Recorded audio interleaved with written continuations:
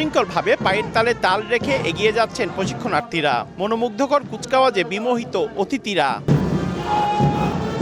শনিবার সকালে চট্টগ্রামের ন্যাশনাল মেরিটাইম ইনস্টিটিউটের 28তম ব্যাচের প্রশিক্ষার্থী রেটিক্সদের সমাপনী কুচকাওয়াজ পরিদর্শন করেন সড়ক, রেল ও নৌপরিবহন মন্ত্রী শেখ রবিউল আলম। বাংলাদেশি হিসেবে বহির্বিশ্বের নেতৃত্ব দিতে নতুন প্রজন্মকে চ্যালেঞ্জ দিতে প্রস্তুত থাকার আহ্বান জানান তিনি।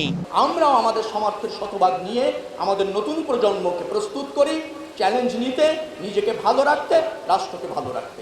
আমরা সেই জায়গায় আপনাদের মাধ্যমে এই রাষ্ট্রকে পৌঁছায় দিতে চাই।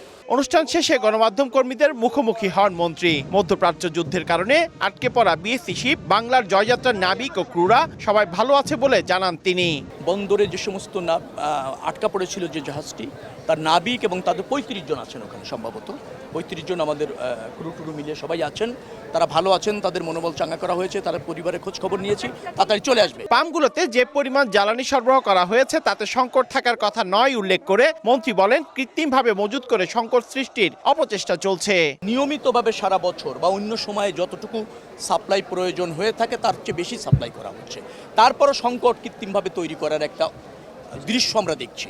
এর পিছনে কি আছে আপনাদেরও দেখা দরকার। এবারের কোর্সে ন্যাশনাল মেরিটাইম ইনস্টিটিউটে 200 প্রশিক্ষণার্থী অংশ নেন। বাংলাদেশ শিপিং কর্পোরেশনের সৌজন্যে গোল্ড মেডেল পান বেস্ট অলরাউন্ড রেটিং রাব্বি ইসলাম কানন। পার্থপ্রতিম বিশ্বাস, সময় সংবাদ, চট্টগ্রাম।